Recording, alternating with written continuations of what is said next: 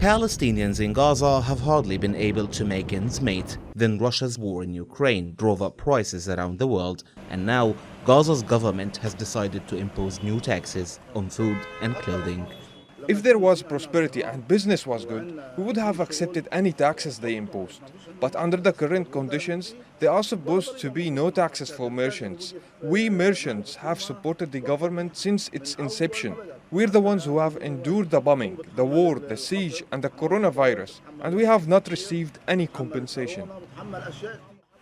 Economists say the decision will further increase the already high prices in the besieged enclave. They warn poverty rates now exceed 70%, and higher taxes will only make matters worse. The conditions are already intolerable. We can't live with the current prices. So imagine when new taxes are imposed and they will cause prices to go even higher. The tax hikes will go into effect on Monday. Each pair of jeans will be taxed at $3. That would double the price of the cheapest jeans available in Gaza. Nuts have been tariff-free, but now they'll be taxed at nearly $600 a ton, and tariffs on toilet paper will rise sixfold, also to almost $600 a ton. The government defends the tax hikes, saying the revenue is needed to put Gaza's factories to work again. The goal is not the collection of taxes, but rather the support of local products. After implementing the decision, we conducted opinion polls among the owners of local factories that have had to close down, and all of them said they were happy with the decision. Certainly, there are other groups affected, but the government and the Ministry of Economy are also taking this into account.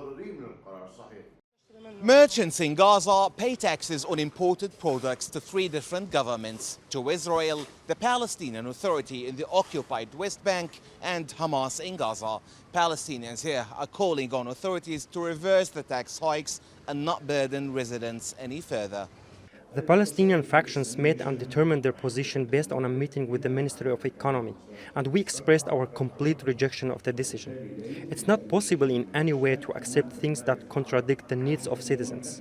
The government in Gaza is required to reconsider all its procedures and stop the tax policy. It's illogical for a citizen to pay two taxes to two existing Palestinian authorities, especially in light of the high poverty rate and low purchasing power.